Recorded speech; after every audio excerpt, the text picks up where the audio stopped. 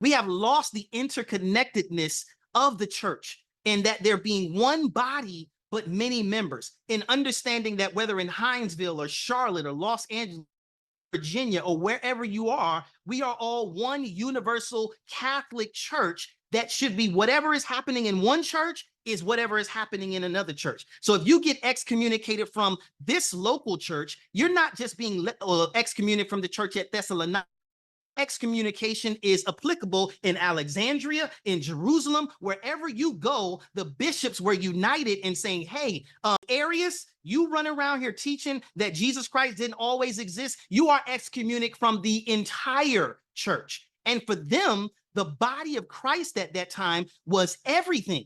They didn't have multiple denominations where you could just go down the street. And they were in, what's the word? Not exile. They were colonized in the Roman Empire. So you already got enemies, that you are slaves in the Roman Empire. So you're not going to be accepted by the Romans.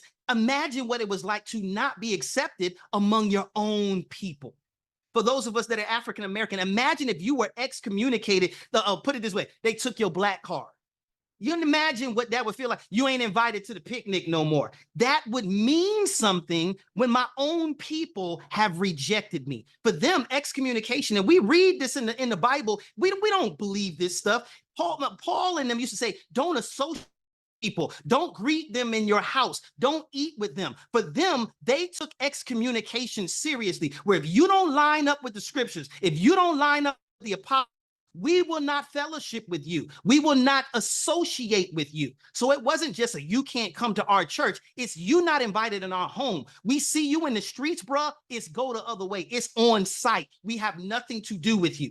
And so for them, that meant something. And I think I wish we had more of that in the church today, where if you found in unrepentant sin, you are not just excommunicated from this local church. I'm going to be in such good relationship with the pastors in this city that for your benefit, I'm going to let these other pastors in the city know, hey, listen, Kevin is walking in unrepentant sin. And until he does, we need to stand united and turn his soul over to Satan, as Paul said in 1 Corinthians 5, for the salvation of his soul. Don't accept him in your assembly. Don't let him in the church. Make it known to the end. That's why Paul called names. We don't read this stuff in the New Testament. Hey, Alexander the coppersmith, he did me much evil. Demas, he did me much evil. Paul called names so they would identify people that were poisonous in the body of Christ and would be interrupting the fellowship, the communion, and the intimacy that was there in the New Testament church. So to be disconnected from that, to be treated like a tax collector, to be treated like a publican, we don't know nothing about that because we just go down to the next street.